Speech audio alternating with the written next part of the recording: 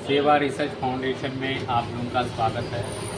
आज हम इस टॉपिक पे बात करने जा रहे हैं। बहुत ही इम्पोर्टेंट टॉपिक है। महिलाओं में, जेंट्सों में तो कम, महिलाओं में ये बीमारी सबसे ज़्यादा पाई जाती है। हम आज बात कर रहे हैं यूटीआई, यूरिनरी ट्रैक इन्फेक्शन के बारे में। क्या हमको इसको इमरजेंसी में इसको डील कर सकते हैं? अगर आप चैनल को सब्सक्राइब नहीं किए हैं तो सब्सक्राइब कर लें।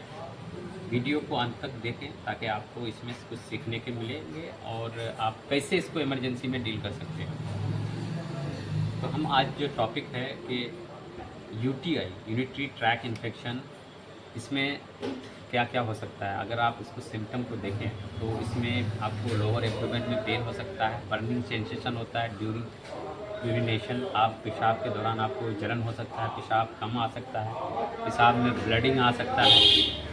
तो अगर इस तरह के कुछ सिम्टम आते हैं, लो ग्रेड फीवर हो सकता है, वोमिटिंग हो सकता है, ठीक है, आपको सेंसलेस भी हो सकते हैं, ठीक है, थकान हो सकता है, ठीक है। तो ये सारे सिम्टम होते हैं इसमें। अगर हम इसको होम्योपैथी में ट्रीट करना चाहें इमरजेंसी में, तो जिस तरह से हम बताते हैं कि इसमें आप अगर देखिएगा तो इसमें बैक्टीरियल इन्फेक्शन के चांसेस 90% ज़्यादा होता है। या तो फिर उनको किडनी स्टोन रहा हो, या पेशाब में और भी पहले भी कुछ रहा हो, या फिर पुराना सिस्टिस रहा हो, या फिर एक ई कुली का कॉलोनी बन चुका हो, जो ब्लाडर, यूनी ब्लाडर है उसका वाल थिकनेस आ चुका हो।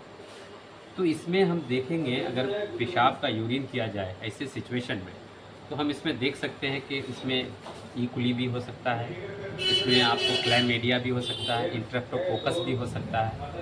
तो ऐसे चीज़ अगर हम बैक्टीरिया को देखते हैं, अगर आपके पास इन सारे बैक्टीरिया का पोटेंटाइज फॉर्म नहीं है तो आपके पास मेडिसिन बनती है बेसिलिनम कुली।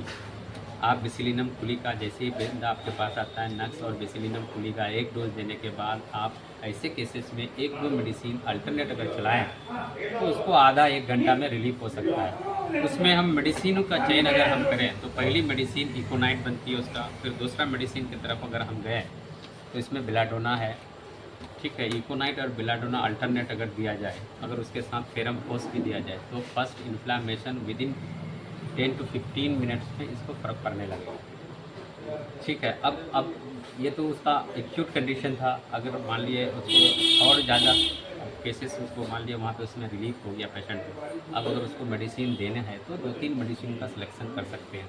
पहले ही हम वीडियो में बात कर चुके हैं, अगर अटैक होगा तो फिर इंजरी होगा जहाँ पे आपको आर्निका, ठीक है, आर्निका हो या फिर काली म्यूर हो, है ना, और एक मदर टिंचर इक्विस्टिनम बहुत बड़ी प्ले करती है, अगर इनको दिया जाए, ठीक है, तो ये केसेस आपको 3 से 4 दिन में ख़त्म हो सकते हैं। फिर आप उसको कंटिन्यू 10-15 दिन कीजिए ऐसे मेडिसिनों को, तो केस आपका निकल जाएगा यूटीआई का।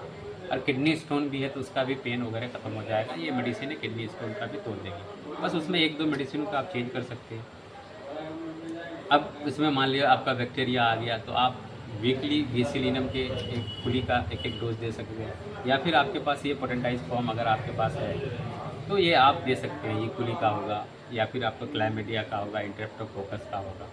तो इसमें एक एक्चुअली बड़ी चीज़ ये होता है कि ऐसे केसेस को अगर आप इनिशियल स्टेज में क्योर नहीं कर पाते हैं तो यही केसेस, इंट्रेप्टोकोकस बैक्टीरिया एक ऐसा है कि आपके ब्लड वेसल के द्वारा वो हार्ट में अपनी जगह बनाता है या फिर आपके बोन्स में बनाता है। यही वजह है कि आप कभी भी स्टडी कीजिएगा तो हार्ट में आपका हो सकता है 45-55 के बाद आप देखिएगा वो हार्ट में आपको जगह बना सकता है, या फिर आपका पेशाब के थ्रू। तो इसमें 3-4 बैक्टीरिया आम होते हैं जो हार्ट और आपका स्किन वगैरह में जाने के बाद या फिर गला वगैरह से जाने के बाद जो है ना, ये खास करके ये बैक्टीरिया जो है ना, खास करके आपके बोन्स में और हार्ट में, लंग्स में जाके अपनी जगह बनाती है। यही वजह है कि इसी के कारण है कि आप देखिएगा तो आपको हार्ट का, स्किन का प्रॉब्लम है तो लंग्स में ये सब, या फिर आपको और भी कुछ है तो फिर बोन्स पेन वगैरह में स्टार्ट होना हो जाएगा। अगर आप स्टडी कीजिएगा ब्लड का, अगर आप कल्चर कराते हैं आपको मिलेगा स्ट्रोफाइलस, स्ट्रेप्टोकोकस, ठीक है, और आपको ई कुली है, ये सारा बैक्टीरिया आपको मिलेगा ऐसे केसेस में जहाँ पे आपको फिर अक्यूट रूमाटिज्म आर्थराइटिस की तरफ जाता है। आप आर ए फैक्टर, एएसओ, टायरो सब कराते हैं। तो यही वजह है कि अगर आप यूटीआई को इनिशियल स्टेज में क्योर कर लेते हैं तो ये सारी बीमारियों से आप बच सकते हैं। अगर रिकरेंसी होता है तो फिर उसी तरह से आपके पास मेडिसिन बनती है, कार्सिनोजेन भी दे सकती है। तो ये था वीडियो आपका जो यूटीआई का यूनिटरी ट्रैक सिस्टम का कि एक्यूट में कैसे उसको हैंडल करें। थैंक यू, धन्यवाद।